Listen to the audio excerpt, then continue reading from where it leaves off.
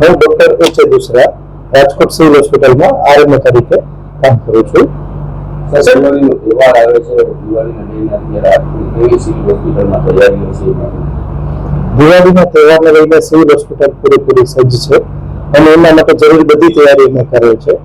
Round the clock ઇમરજન્સીમાં અમે extra medical ઓફિસરની વ્યવસ્થા કરેલી છે.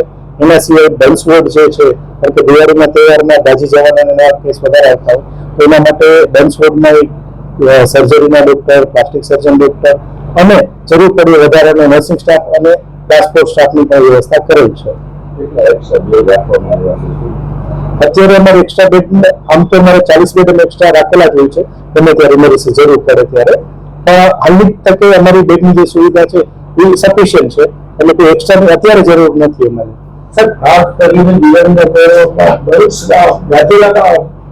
ગરમીઓ વધારે આવે તો શું કરશો? હા, દિવાળીના તહેવારમાં જે ફટાકડા ફોડવામાં જે સાવચેતી નથી રાખવામાં આવતી એને કારણે ઘણીવાર આવા બનાવો બને છે. સાહેબ, આજ તમે લોકોને શું સંદેશો આપશો? દિવાળીનો તહેવાર ઉજવવું પરંતુ સાવચેતી રાખીને ફટાકડા ફોડવા એ જરૂરી છે. ઇમરજન્સી માટે એટલો જ સંદેશ આપીશ કે ઇમરજન્સીમાં અમે રાઉન્ડ ધ ક્લોક 24 કલાક આખું અઠવાડિયું જે આખો તહેવારનો આપણે માહોલ છે રવિવારથી માંડીને આવતા બીજા રવિવાર સુધીનો એ આખા અઠવાડિયા દરમિયાન અમે બધા ડોક્ટરો સજ્જ છીએ અને જરૂર પડીએ વધારે ડોક્ટરને પણ અમે સ્ટેન્ડ બાય રાખેલા છે. પ્રાથમિક સારવાર શું કરવી જોઈએ દાજી છે ત્યારે? દાજી ગઈ ત્યારે સૌથી પહેલી તો વસ્તુ જે જગ્યાએ દાજી ગયો ત્યાં બીજી કોઈ વસ્તુ લગાવ્યા કરતા પહેલા ભાગને સાફ કરી લેવું.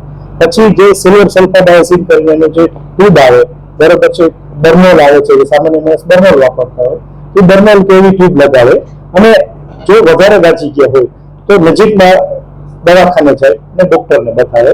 કોઈ ઘરગથ્થુ એના ઉપચાર ન કરે કે જેને કારણે ઇન્ફેક્શન થાય.